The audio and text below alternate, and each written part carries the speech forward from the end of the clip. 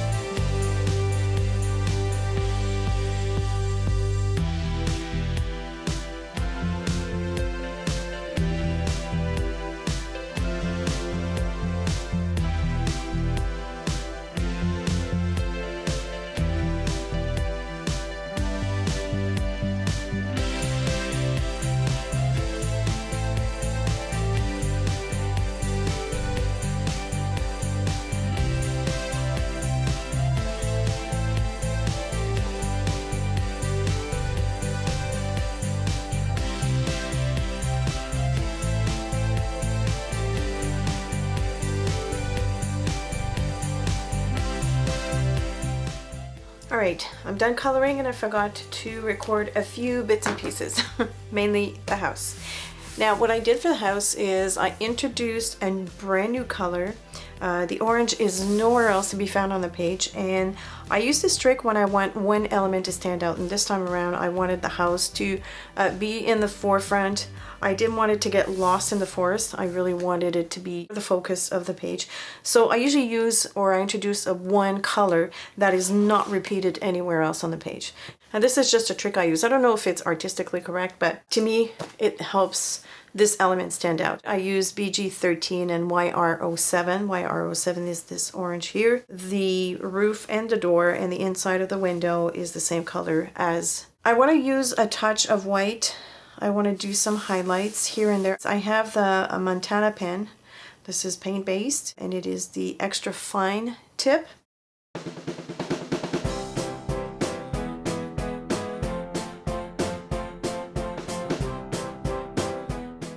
I usually do a frame around my doodling.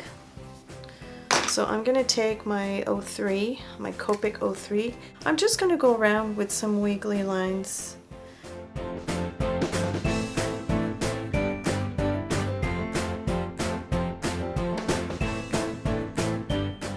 So this is my favorite glitter pen of all times. This is the Clear Star Jelly Roll by Sakura. I'm just going to go over these hearts. I love these pens.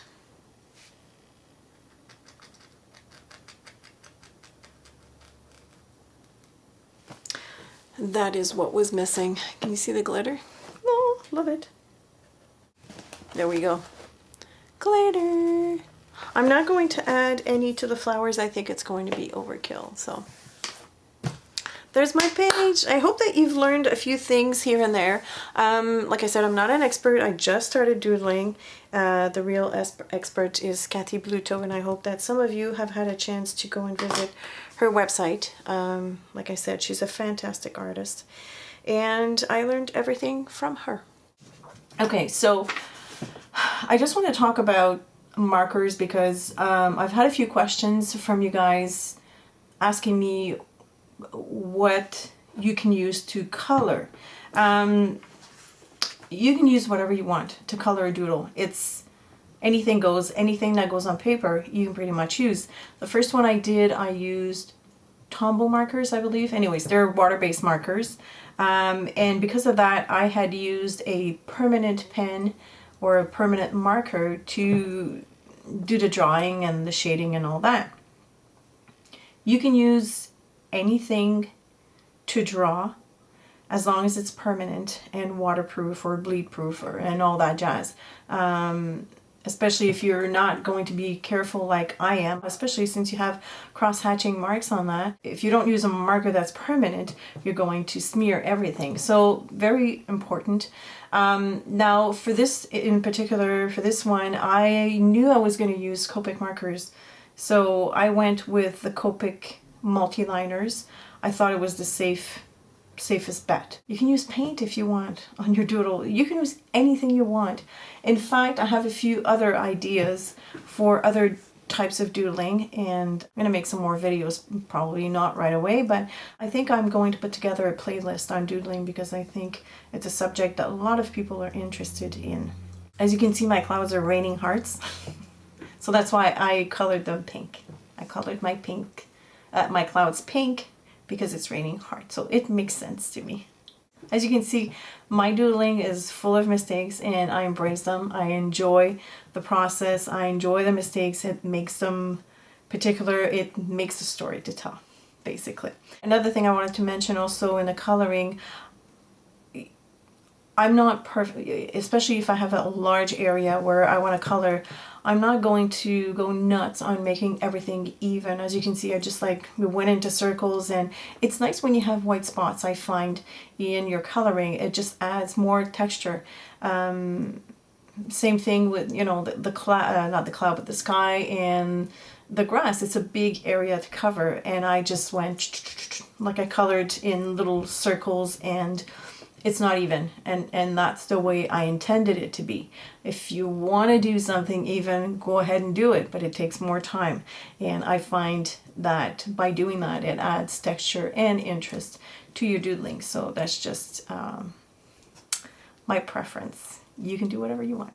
And I'll also put the Copic markers list on my blog post because I find people have a tendency to ask me what supplies I use for a particular thing, and even though I put it on a tile at the beginning, people don't remember and they will ask. So if I have a place, a static place, and not a slide, you know, within the video it moves, it only lasts 4 seconds. So if I have a static place where I can list the supplies, then I think it's a little bit better. So it will be added to the blog post as soon as it's up. And that's about it. So as usual, thank you so much for watching. If you have any questions or comments, leave them below, and I will see you later. Bye.